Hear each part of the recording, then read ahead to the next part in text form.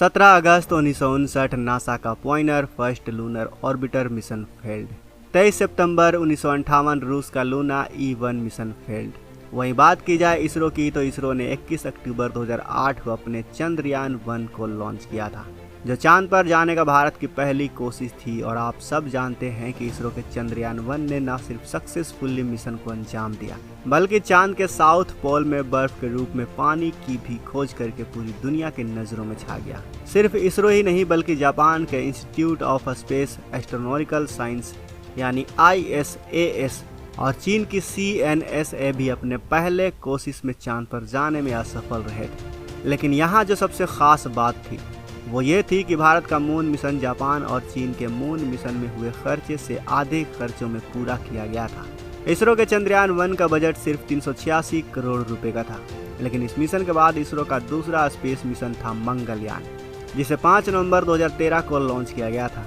ये एक नामुमकिन सा मिशन था, क्योंकि इससे पहले किसी भी देश की स्पेस एजेंसी ने अपने पहले कोशिश में मंगल तक पहुंचने में कामयाबी नहीं हासिल की। लेकिन हमारे इसरो ने इस नामुमकिन से दिखने वाले मिशन को भी मुमकिन कर दिखाया, और वो भी इसरो ने इस मिशन को 554 करोड़ के बजट में अंजाम दिया था। यही खासियत है हमारे इसरो की। लेकिन साल 2019 में इसरो द्वारा किए गए मिशन चंद्रयान 2 में ऐसी क्या कमी थी और क्या खराबी आई, जिसके वजह से हमारा लैंडर चांद की सतह पर सही लैंडिंग नहीं कर पाया। जानेंगे आज की इस वीडियो में, तो वीडियो के अंत तक बने रहें। दोस्तों, चंद्रयान 2 जो काफ़ी हद तक एक सफल मिशन रहा, लेकिन सतह से सिर्फ 2.1 किलोमीटर से ऊंचाई पर आने के बाद इसके साथ कुछ ऐसा हुआ जो इसके साथ नहीं होना चाहिए था। लेकिन इस घटना के होने के बाद, यानी जैसे ही विक्रम लैंडर से हमारा संपर्क टूटा, इसके महज 35 घंटों के अंदर ही इसरो ने विक्रम लैंडर को लोकेट कर लिया था। और हमें यह पता चल गया था कि हमारा विक्रम लैंडर चांद के सतह पर क्रैश लैंड नहीं हुआ था, बल्कि इसकी हार्ड लैंडिंग हुई थी। शायद इसके लैंडिंग के वक्त इसमें लगे 4 थ्रस्टर में से कुछ प्रॉब्लम आ गई होगी, जिसके वजह से यह चांद की सतह पर एकदम से गिर गया, और यह आज भी वहीं पर पड़ा हुआ है। लेकिन शुरुआत में इसकी लैंडिंग सही तरीके से हो रही थी। इसके लैंडिंग प्रोसेस में कुछ इस तरह से डिसाइड किया गया था कि सतह से जब 100 किलोमीटर ऊंचाई पर लैंडर होगा, तब इसके थ्रस्टर लैंडर को धीरे धीरे स्लो करेंगे और लैंडर को धीरे धीरे उसके सिलेक्टेड लैंडिंग साइट पर ले जाएंगे। सतह से करीब 30 किलोमीटर के एल्टीट्यूड पर एब्सोल्यूट नेविगेशन फेज को स्टार्ट कर दिया गया, और उसमें लगे लैंडर पोजीशन डिटेक्टर कैमरा की मदद से लैंडर के उतरने के सही जगह को चुना जाना था। जगह तय होने के बाद आया होवरिंग स्टेज का, जहां लैंडर के सिर्फ 2 ही इंजन को ऑन रखा गया और इसे धीरे धीरे सतह की ओर ले जाया गया। लेकिन यहीं पर कुछ गड़बड़ी आ गई। अचानक से विक्रम लैंडर के साथ संपर्क टूट जाने की वजह से लैंडर हमारे कंट्रोल में नहीं रहा और वो चांद की सतह पर जा गिरा। इस हार्ड लैंडिंग की वजह से यह थोड़ा सा टिल्ट हो गया। इस मिशन के फेलियर का दर्द हमें पूरी दुनिया में देखने को मिला, क्योंकि सिर्फ भारतीय ही नहीं बल्कि कई और देश भी इसरो के चंद्रयान 2 की लैंडिंग को देख रहे थे। और जिस तरह से इसरो ने इस मिशन को अंजाम दिया वो वाकई में ही काबिले तारीफ था।